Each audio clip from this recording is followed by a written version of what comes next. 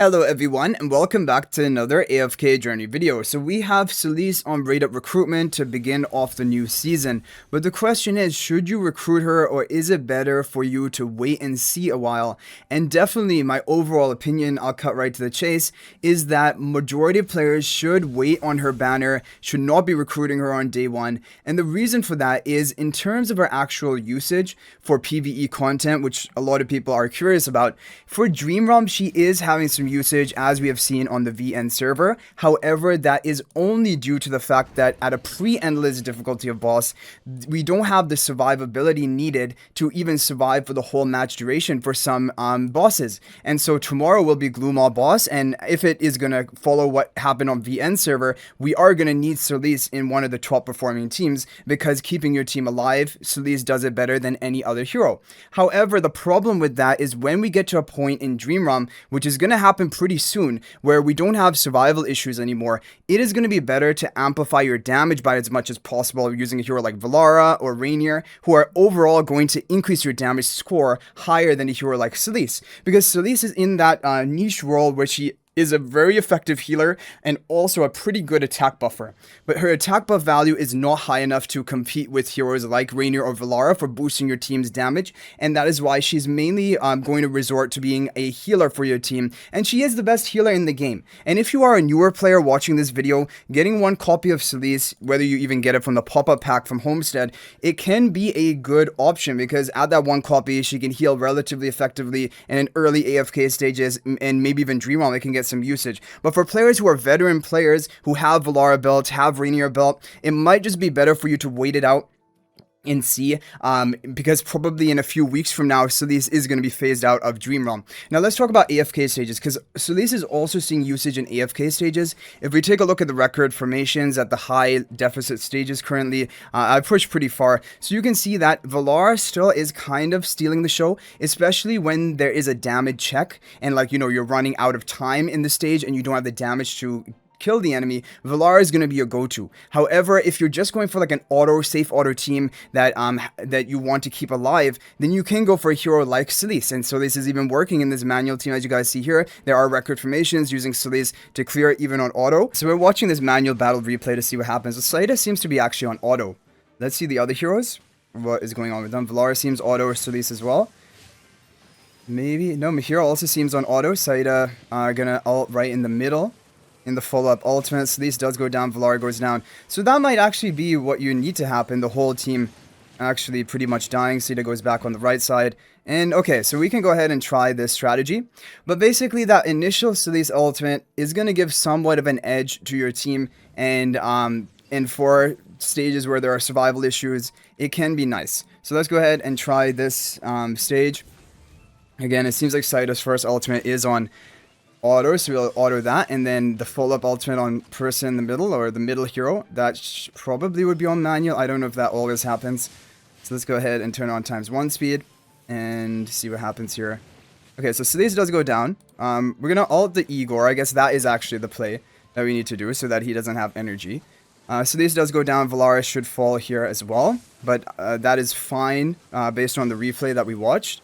So let's see what happens here. And so this is the thing, like if both SOLISE and Valara are dying, SOLISE probably actually has arguably more value for the team, because her bulb sprouts are going to remain on your allies. They are going to give you those buffs. And so there is value behind that. Now, is it just, do we have the damage that we're just going to clean up after that initial setup? It might be that we need to do a lot of ultimates onto Igor, because usually Igor can be the hero last standing. So I'm just going to keep ultimating Igor.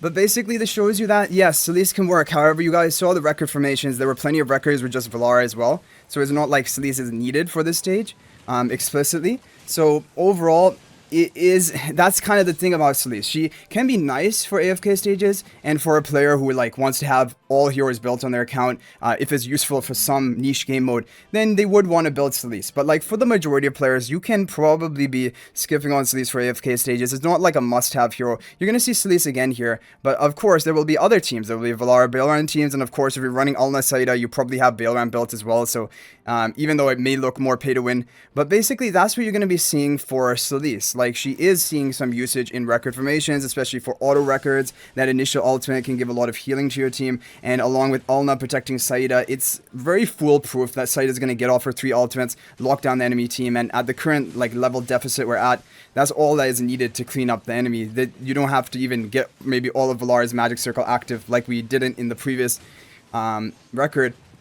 Skyclops himself also deals really high damage with his beam, and he buffs up your allies as well. And this artifact, yeah, Blazeborn spell is very strong for AFK stages, having high damage output, and also attack debuffing them, which can also be useful for survival. So you're seeing it here, like even though Valar is going to get off her all of her magic circles, probably we didn't need it. I don't know necessarily if it was needed. Like, it seems like our damage is pretty good.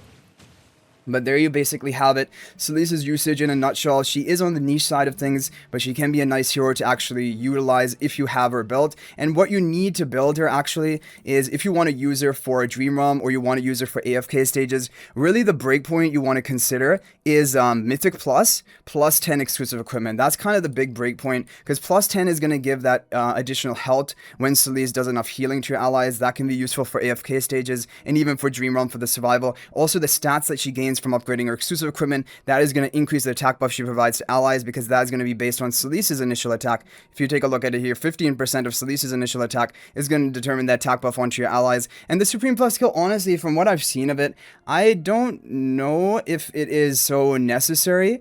Like, it will trigger extra damage onto the enemies, which, like, Solise isn't being used as a damage dealer. She's mainly for that supportive role and those buffs. So, like, even if you had her Mythic Plus, upgrade to Supreme with Acorns and plus 10 exclusive equipment, she's going to be usable for Dream Realm. And even if need be, you can leave her at plus 5 exclusive equipment. Her plus 10 isn't absolutely necessary, but the bonus stats are going to be nice.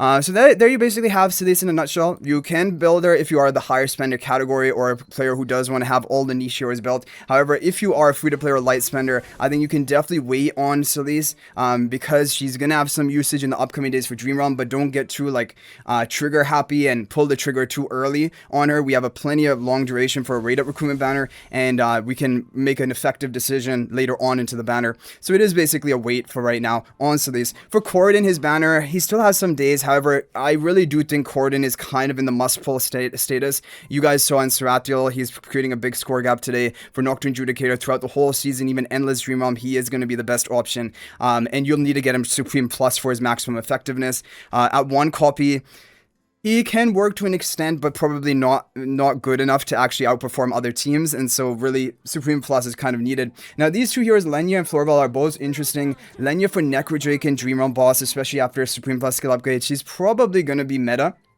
for pre-Endless Dream Realm, but that is enough of a reason to actually pull her on rate up recruitment just for one boss. There will be alternatives, which should be fine.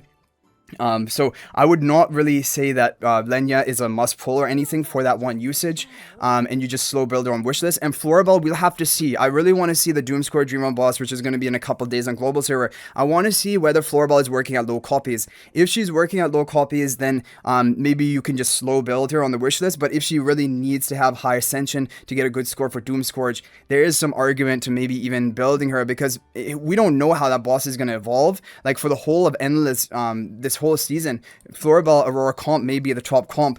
We just don't know. And so like and then it would really hurt to not have a Floraebelle built on your account if she is going to be so overwhelmingly meta. So where I would still, it's tough because we don't have a lot of duration on the Floraebelle banner, but we do have enough time to wait for the Doomscourge testing and seeing if she's working at low copies. That is really going to determine what to do with Floraebelle. So anyway guys, I hope you enjoyed the video. Thank you for watching. That's going to be it for this one. And of course, you can share your tips, your opinions in the comment section down below. What are you planning for Solise? Do you think there are any usages that I failed to mention? Of course, in PvP, she can be a pretty effective healer as well, but I don't really talk about PvP unless it is a purely PvP focused hero. And Solise really is kind of like a jack of all trades. And so I'm really analyzing it more from the PvE usage, which is what the majority of players are curious about or interested about as compared to PvP, because of course PvP is a big investment. You need high Paragon upgrades, and that puts you in the more higher spender category. So I hope you guys enjoyed the video. Thank you for watching. That is going to be it for this video. video. And if you're thinking about making a purchase in AFK Journey, please use my affiliate link for the official Farlight store. This is the best way you can support me and also gain 5% bonus dragon crystals on your purchase. My affiliate link is in the description of this video and a pinned comment, and you can actually bookmark this link in your browser, and whenever you're planning to make a purchase, just return to the bookmark link and make your purchase. It will support me and be greatly appreciated. So thanks for watching. I'll hopefully see you in the next video, and until then, everyone, peace out for now.